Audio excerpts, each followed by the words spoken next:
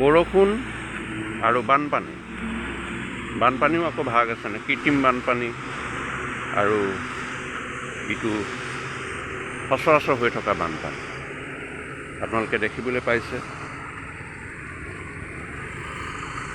এইটো এটা ৩৭ নং ৰাষ্ট্ৰীয় ঘাইপথ আপোনালোকে দেখিছে। ইয়াত ৰাস্তাৰ ওপৰতে কৃত্ৰিম বানপানী হৈছে।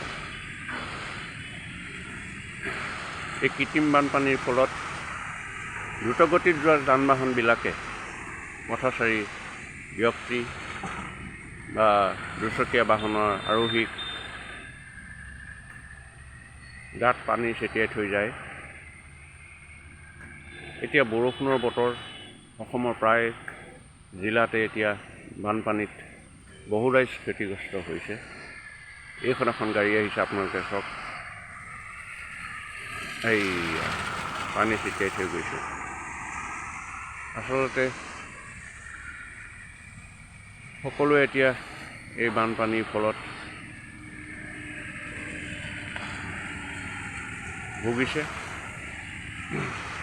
এতিয়া অসমৰ প্ৰায় আটাইকেইখন জিলাতেই বুলি ক'ব পাৰি বানপানীৰ কবলত পৰিছে। কাৰোবাৰ হয়তো ঘৰ দুৱাৰ, আচবাব, জীৱ জন্তু সকলোকে বানপানীয়ে উটুৱাই লৈ গৈছে। সেইসকল ব্যক্তি অনুভৱ কেনেকুৱা হৈছে আপোনালোকক বৰ্ণনা কৰিব নোৱাৰি। প্ৰাকৃতিক দুৰ্যোগৰ ফলত তেওঁলোকৰ জীৱনলৈ অন্ধকাৰ নামি আহিছে বুলি ক'ব পাৰি। অসমত এতিয়া প্ৰায় বৰষুণৰ আৰু বানপানীয়ে জনসাধাৰণক জ্বলা কলা দেখুৱাইছে।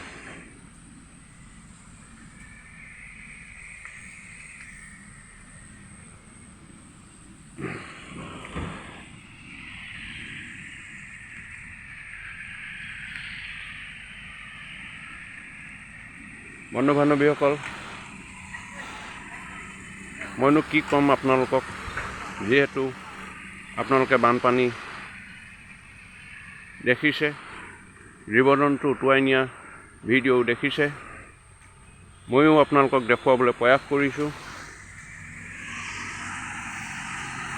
এই ভিডিঅ'টো চাই অলপ হ'লেও আপোনালোকে ভাল পাব।